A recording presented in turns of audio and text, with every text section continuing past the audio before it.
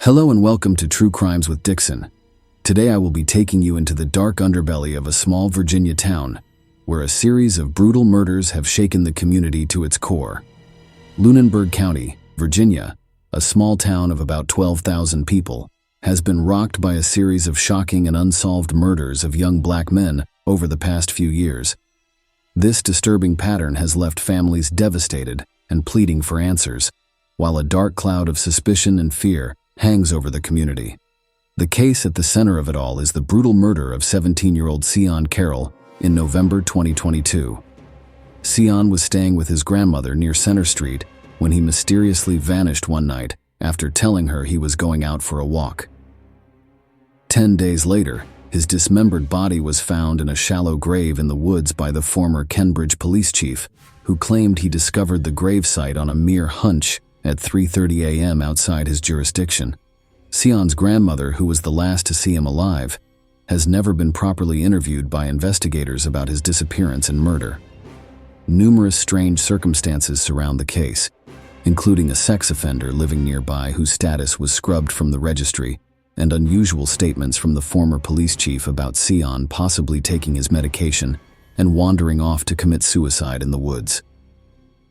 The tragic death of Seon Carroll set off a chain of scrutiny into several other unsolved murders and missing persons cases of young black men in the area, all with potential connections to Center Street and each other. 19-year-old Antonio Rich was found shot to death and dumped in a ditch in 2020. His distraught mother says the police provided little information and seemed to care little for her son, simply ruling it a drug-related homicide without a credible investigation. In another heart-wrenching case, Carlton Craig was killed in his apartment in 2023 under extremely suspicious circumstances that were quickly dismissed as a suicide by police. His family insists he was robbed and potentially murdered, as his pockets were rifled and belongings went missing from the apartment where 6 other people were present. They claim the crime scene was terribly mistreated. Then there are the long-suffering families of the missing, 24-year-old Kanan Yell Lee, who vanished without a trace in April 2021 after being spotted near a local motel, and Arthur Banks Jr., a caring stepson whose mysterious disappearance and alleged suicide in the woods in 2018 has left his family with unbearable unanswered questions and doubts about the official narrative. As the cases continue to pile up, a sickening pattern emerges of young black lives being cut short or going inexplicably missing, only for indifferent authorities to put up a bungling effort or simply disregard the tragedies altogether as drug-related or suicides without adequate investigation.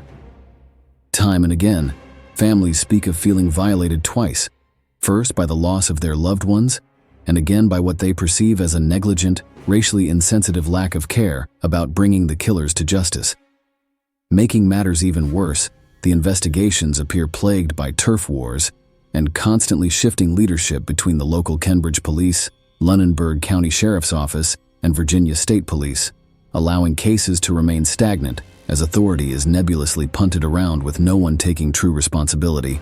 In an incredibly troubling revelation, Virginia's Attorney General acknowledges attempting to pass legislation that would allow the state to take over certain cases from local law enforcement when a lack of resources or other factors are inhibiting proper investigations.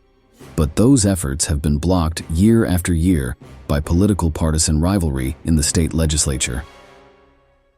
The families, anguished and desperate for closure, have bonded together and taken matters into their own hands, blasting the community with flyers, conducting grid searches, and even calling in their hunting buddies to scour the surrounding woods and properties for any trace of their missing loved ones, all while accusing law enforcement of dropping the ball at best or grotesquely mishandling things at worst.